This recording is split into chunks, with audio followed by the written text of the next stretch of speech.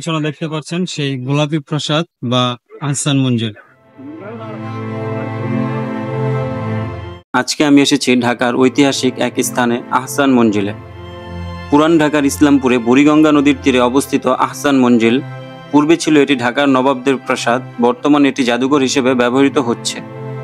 আহসান মঞ্জিলের সাথে জড়িয়ে রয়েছে ঢাকার শত বছরের ইতিহাস। আজকের ভিডিওতে আমি আপনাদের সঙ্গে শেয়ার করব আহসান মঞ্জিলের সৌন্দর্য আর ইতিহাস, আর ঘুরে ঘুরে দেখাবো এর ভেতরের কোথায় কি লুকিয়ে আছে, কোন ঘরে ছিল নবাবদের বাস আর কোথায় বসতো দরবার। আগেই বলে নিচ্ছি ভিডিওটি একটু বড় হবে, কারণ এর ইতিহাস এবং পুরো ভ্রমণটি আমি পুঙ্খানুপুঙ্খভাবে তুলে ধরবো। আশা করি সম্পূর্ণ ভিডিওটি জুড়ে সাথে থাকবেন।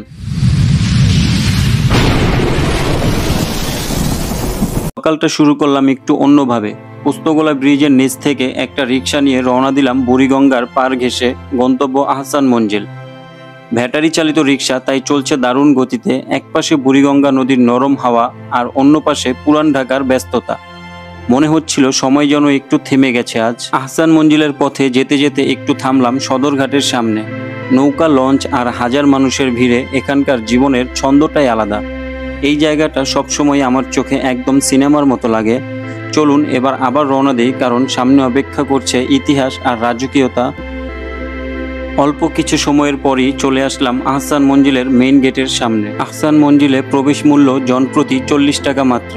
আপনি অনলাইনে টিকিট কেটেও ঢুকতে পারবেন www.ahsanmonjil.gov.bd এই ওয়েবসাইট থেকে। শনিবার থেকে বুধবার পর্যন্ত সকাল 10টা থেকে বিকাল 4টা পর্যন্ত খোলা থাকে। শুক্রবার বিকাল 3টা থেকে সন্ধ্যা 7টা পর্যন্ত খোলা থাকে এবং আহসান মঞ্জিল সপ্তাহে বৃহস্পতিবার বন্ধ থাকে। মেন গেট দিয়ে ভিতরে ঢোকার পরে হাতের বাম পাশে যদি ব্যাগ নিয়ে আসেন তাহলে এখানে জমা রেখে যেতে হবে। আহসান মঞ্জিলে বড় ব্যাগ নিয়ে প্রবেশ নিষেধ। এখানে আপনার ব্যাগ জমা দিয়ে একটি টোকেন নিয়ে যেতে হবে। তারপর যাওয়ার সময় টোকেন দিয়ে ব্যাগ ফেরত নিতে হবে। অবশ্যই ব্যাগের ভিতর কোনো গুরুত্বপূর্ণ জিনিস রেখে যাবেন না, যেমন মোবাইল, মানি ব্যাগ বা কোনো ইম্পর্টেন্ট ডকুমেন্টস। আসসালামু আলাইকুম সবাইকে। আমি আজকে আসছি এমন এক জায়গায় যেটি সবারই জানা, কিন্তু খুব কম মানুষের এর ভেতরের গল্পটা জানা। জায়গাটা রাজকীয় কিন্তু এখন সবার। হ্যাঁ, আমি আছি সেই গোলাপি প্রাসাদ খ্যাত আহসান মঞ্জিল। আজকে আমি ঘুরবো এই আহসান মঞ্জিলে এবং এক্সপ্লোর করব এর ইতিহাস ও ঐতিহ্য সম্পর্কে। চলুন শুরু করা যাক। টিকিট কেটে ভেতরে ঢুকতেই মনে হয় আমি যেন টাইম ট্রাভেল করে 1800 শতকের ঢাকায় চলে এসেছি। দেয়ালে দেয়ালে গল্প আর ঘরে ঘরে স্মৃতি।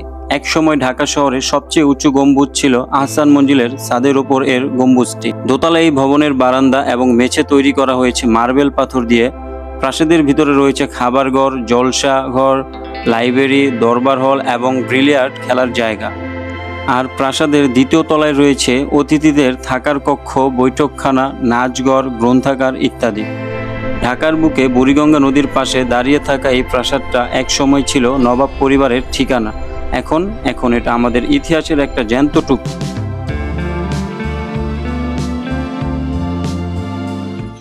মেন গেট দিয়ে ঢোকার পরেই প্রথমে আপনার চোখে পড়বে বিশাল বড় একটি মাঠ। এখানে আপনারা ফ্রেন্ড সার্কেল, ফ্যামিলি নিয়ে এসে আড্ডা দিতে পারবেন। খুবই চমৎকার, মনোমুগ্ধকর এরিয়া।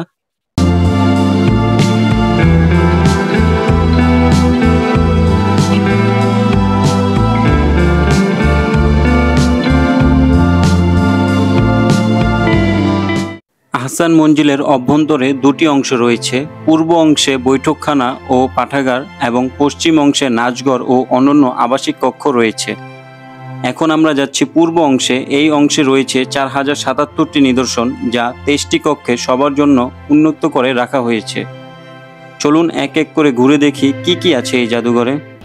আহসান মঞ্জিলের সবচেয়ে বড় আকর্ষণ হলো এর ভিতরে 4077টি নিদর্শন রয়েছে, যা সবার জন্য উন্মুক্ত। 23টি কক্ষে এগুলো রাখা আছে এবং তার ভিতরে 9টি কক্ষের ভিতর নবাবী আমলের ফিল পাবেন। নবাবরা যেগুলো ইউজ করতো সেগুলো এখানে আছে।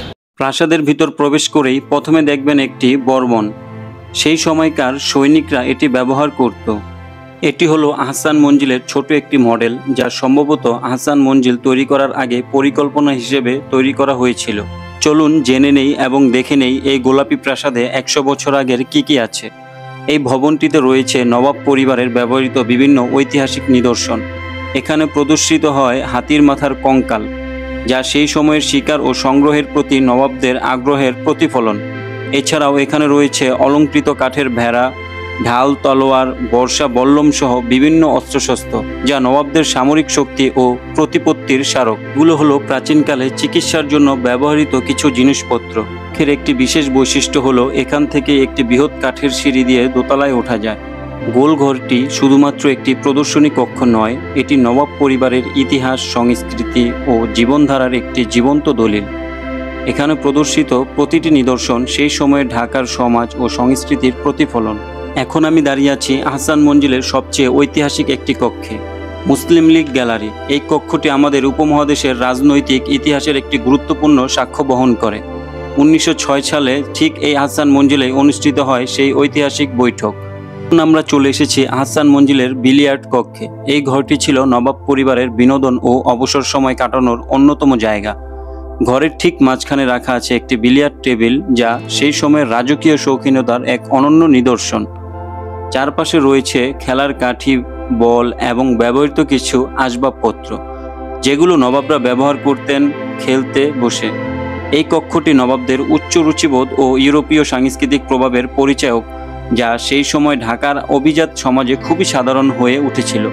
আজও এই বিলিয়ার্ড টেবিলটি দর্শনার্থীদের সামনে দাঁড়িয়ে আছে শত বছরের ইতিহাসের সাক্ষী হয়ে, যেন বলছে নবাবদের জীবন শুধু রাজনীতি আর দানশীলতায় নয়, বিনোদনেও ছিল এক অদ্ভুত সৌন্দর্য। নবাবদের অর্থ ও মূল্যবান সামগ্রী সংরক্ষণের জন্য ব্যবহৃত হতো এই লকারগুলো। আহসান মঞ্জিলের লকার কক্ষের সবচেয়ে উল্লেখযোগ্য নিদর্শনটি হলো একটি বিশাল লোহার সিন্দুক, যা 94টি ছোট ছোট ডয়ার বা খোপে বিভক্ত। এই সিন্দুকটি তৈরি করেছিল লন্ডনের বিখ্যাত একটি নিরাপত্তা সরঞ্জাম প্রস্তুতকারক প্রতিষ্ঠান। এটি নবাব পরিবারের কোষাগার হিসেবে ব্যবহৃত হতো, যেখানে তারা মূল্যবান সম্পদ, নথিপত্র এবং গোপনীয় দলিল সংরক্ষণ করতেন। এর পরের কক্ষটি ছিল নবাবদের পরিচিতি। নবাব স্যার খাজা আবদুল্লাহ গনি ছিলেন ঢাকার নবাব পরিবারের প্রথম নবাব এবং ঢাকার আধুনিকায়তনের অন্যতম পথিকৃৎ। তিনি খাজা আহসানুল্লাহর পিতা।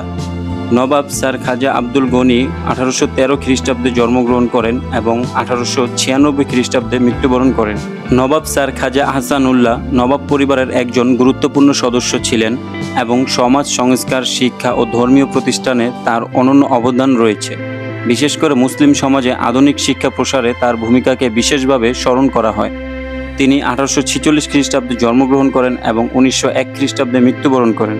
তারপর আমরা চলে যাই দ্বিতীয় তলায়। চলুন দেখে নেই কি কি আছে দ্বিতীয় তলায়।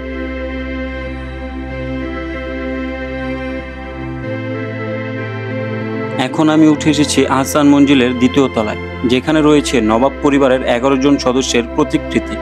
প্রতিটি ছবি একটি ইতিহাসের জীবন্ত সাক্ষ্য। এই গ্যালারিতে আপনি দেখতে পারবেন নবাব খাজা আবদুল্লাহ গনি থেকে শুরু করে নবাব খাজা হাবিবুল্লাহ পর্যন্ত, যারা এক সময় ঢাকা শহরের উন্নয়ন, শিক্ষা বিস্তার এবং সমাজ সংস্কারে রেখেছেন অসাধারণ ভূমিকা। দেয়ালে টাঙ্গানো প্রতিটি প্রতিকৃতির নিচে রয়েছে নাম ও সময়কাল, যা দর্শকদের বুঝতে সাহায্য করে কারা ছিলেন এই প্রাসাদের প্রধান পুরুষরা।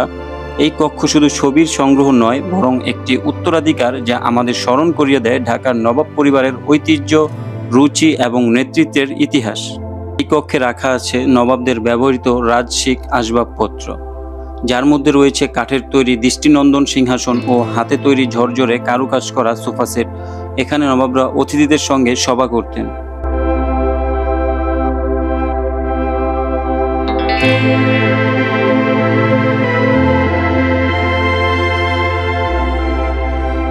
নবাব পরিবারের জ্ঞানচর্চার নিদর্শন হিসেবে রয়েছে পুরনো বইপত্রে ভরা একটি ছোট লাইব্রেরি। সঙ্গে আছে একটি পুরনো মডেলের টাইপরাইটার, যা সে সময়ে আধুনিকতার প্রতীক।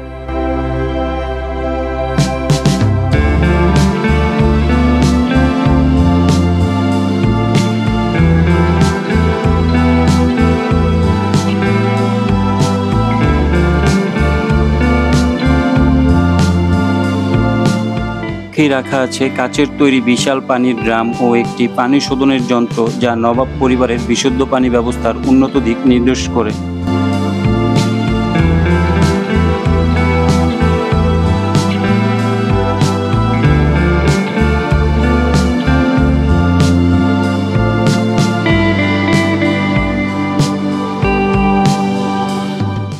রয়েছে বিভিন্ন ধরনের গ্যাস ল্যাম্প, পিতলের হ্যাঙ্গিং লাইট এবং কেরোসিন লাইট, যা সে সময়ের বিদ্যুৎ না থাকা অবস্থায় ব্যবহৃত হতো। একটি দুর্লভ জিনিস হলো কেরোসিন চালিত পাখা, যা ম্যানুয়াল ভাবে ঘোরানো হতো। এটি ছিল রাজকীয় আরামের অন্যতম নিদর্শন। এখন আমি ঢুকতেছি নবাব প্রাসাদ ডাইনিং রুমে। এটি হলো নবাবদের আমলের ড্রয়িং রুম। এখানে তারা বসে আড্ডা দিত, গল্প করতো, ফ্যামিলি নিয়ে এনজয় করতে দেখুন। সেই নবাবী আমলের ফার্নিচার গুলো এখন অক্ষত অবস্থায় রয়ে গেছে।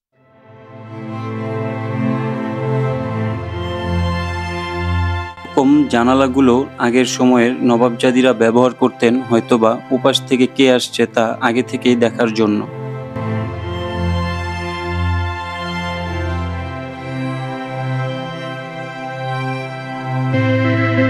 একটা সময় এই নদীর পাশ দিয়ে নৌকা করে আসতেন নবাবরা। ভাবতে পারেন এখন যেই জায়গায় আমরা সেলফি তুলি, ওখানে এক সময় রাজকুমারীরা হেঁটে বেড়াতো। ঘুরতে ভালোবাসলে আর ইতিহাসের গন্ধ নিতে চাইলে আহসান মঞ্জিলে একবার যেতেই হবে।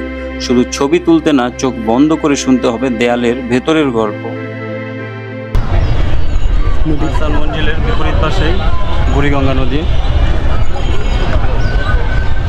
সে ব্যস্ত বুড়িগঙ্গা, হাজার হাজার নৌযান চলাচল করে এই নদী দিয়ে।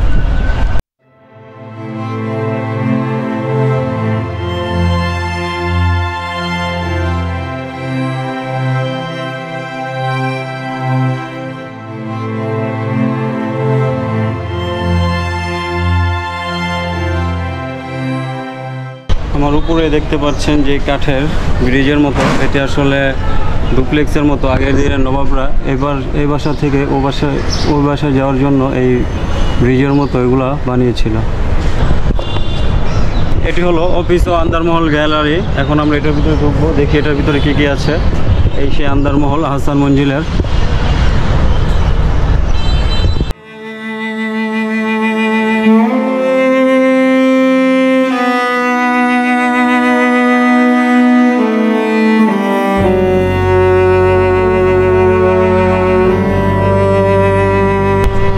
আন্দারমহলের প্রবেশ গেট এটা।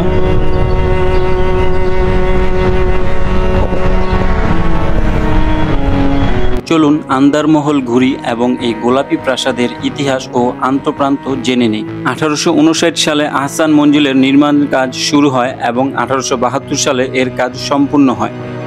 এই প্রাসাদটা শুধু ছবি তোলার জন্য না, এর দেয়ালের ভেতরে একসময় জন্ম হয়েছিল এমন কিছু সিদ্ধান্ত যা পুরো উপমহাদেশের ইতিহাস পাল্টে দিয়েছিল। আজ আমরা দাঁড়িয়ে আছি আহসান মঞ্জিলে, শুধু নবাবদের রাজপ্রাসাদ নয়, মুসলিম রাজনীতির এক জন্মভূমি। ঢাকার বুড়িগঙ্গা নদীর তীরে নবাব আব্দুল গনি ও তার ছেলে নবাব খাজা আহসানুল্লাহর হাতে গড়া এই প্রাসাদ একসময় ছিল রাজনৈতিক আলোচনা আর পরিকল্পনার কেন্দ্রবিন্দু। 1906 সালে এই আহসান মঞ্জিলে অনুষ্ঠিত হয় এক ঐতিহাসিক সভা। সেই সভায় তৈরি হয় অল ইন্ডিয়া মুসলিম লীগ, যে দল পরবর্তীতে পাকিস্তান সৃষ্টিতে গুরুত্বপূর্ণ ভূমিকা রাখে। এই ঘরগুলোতে বসেই নেতারা উপমহাদেশের মুসলমানদের অধিকার, শিক্ষা এবং রাজনৈতিক ভবিষ্যৎ নিয়ে পরিকল্পনা করতেন। বাংলাদেশ স্বাধীন হবার পর নবাব পরিবারের উত্তরসূরিরা আহসান মঞ্জিল নিলামে বিক্রি করার জন্য পরিকল্পনা করেন। তৎকালীন প্রধানমন্ত্রী শেখ মুজিবুর রহমান ভবনটির রাজনৈতিক ও ঐতিহাসিক গুরুত্ব অনুধাবন করে ভবনটি নিলামে বিক্রির সিদ্ধান্ত বাতিল করে এখানে জাদুঘর ও পর্যটন কেন্দ্র স্থাপনের নির্দেশ দেন। অনেকবার সংস্কার, সৌন্দর্য বর্ধন এবং পরিমার্জনের পর 1992 সালে আহসান মঞ্জিল জাদুঘর পরিদর্শন এর জন্য উন্নত করে দেওয়া হয়। অষ্টাদশ শতাব্দীর মাঝামাঝি সময়ে জালালপুর পরগনার জমিদার শেখ এনায়েতুল্লাহ আহসান মঞ্জিলের বর্তমান স্থান রংমহল নামে একটি প্রমোদ ভবন তৈরি করেন। পরবর্তীতে তার পুত্র রংমহলটি এক ফরাসি বণিকের নিকট বিক্রি করে দেয়। বাণিজ্যিক কুটির হিসেবে এটি দীর্ঘদিন ব্যবহার করা হয়েছিল। এরপরে 1835 সালে বেগম বাজারে বসবাসকারী নবাব আব্দুল গনির পিতা খাজা আলিমুল্লাহ এটি ক্রয় করে বসবাস শুরু করেন। নবাব আব্দুল গনি 1872 সালে প্রাসাদটি নতুন করে নির্মাণ করেন। নতুন ভবন নির্মাণ করার পরে তিনি তার প্রিয় পুত্র খাজা আহসান উল্লাহ এর নাম অনুসারে এর নামকরণ করেন আহসান মঞ্জিল। 1897 সালের 12ই জুন ঢাকায় বিশাল আকারে ভূমিকম্প আঘাত হানলে আহসান মঞ্জিল ব্যাপক ক্ষয়ক্ষতি হয়। পরবর্তীতে নবাব আহসান উল্লাহ ভবনটি পুনর্নির্মাণ করেন। আমার পিছনে এখন দেখতে পাচ্ছেন গরুর গাড়ি বা ঘোড়ার গাড়ি। নবাবরা নবাবদের যানবাহন। আগেকার সময় এত রাস্তাঘাট ছিল না, নৌপথে নৌযানে বেশি ব্যবহার করা হতো। দুই একটা যাওয়ার রাস্তা ছিল, তার জন্য তারা এগুলো ব্যবহার করতো। এই যে ট্রাক্টর, মোটর গাড়ি আছে, মোটর গাড়ি নবাব সরকার। এখন আমি ঢুকতেছি নবাবদের শোবার কক্ষে, যারা তারা যেখানে থাকতেন, রাত্রিবেলা রাত্রি যাপন করতেন। এটা হলো নবাবদের শয়ন কক্ষ। এখানে খাট আছে, আলমারি আছে, ড্রেসিং টেবিল আছে, চেয়ার আছে। দেখুন কি রাজকীয়, মনে হচ্ছে যে আগের দিনের এত সুন্দর কারুকার্য করা কাজগুলো কোন কারিগর করেছিল। দেখুন আলমারিতে কি সুন্দর কারুকাজ করা, মনে হচ্ছে মেশিন দিয়ে করা, কিন্তু এগুলা আগের দিনের কারিগররা, মানুষরাই নিজ হাতে এগুলা করেছিল। এটা হলো নবাবদের হাম্মামখানা বা গোসলখানা। এখানে একটি বাথটাব আছে, নবাব সেই এই বাথটাবের ভিতরে গোসল করতেন, এবং একটি টয়লেট আছে। এই টয়লেট যেখানে যেতেন এটা নিয়ে যেতেন সাথে করে।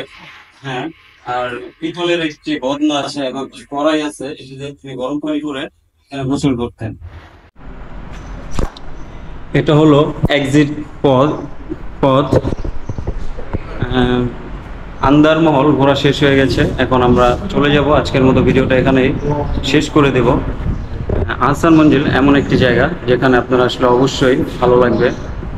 ফ্যামিলি ফ্রেন্ড সার্কেল নিয়ে আসার মতো একটি জায়গা। এখানে এসে বাইরে বিশাল বড় একটি মাঠ আছে, সবুজ মাঠ। এখানে বসে পিকনিক করতে পারবেন, ফ্যামিলিদের নিয়ে সময় স্পেন্ড করতে পারবেন। এবং ভিডিওটি যদি ভালো লেগে থাকে অবশ্যই লাইক, কমেন্ট ও সাবস্ক্রাইব করতে ভুলবেন না। দেখা হবে নতুন কোনো ভ্রমণে, নতুন কোনো ইতিহাস নিয়ে, বা নতুন কোনো ঐতিহাসিক স্থানে। আল্লাহ হাফেজ সবাইকে।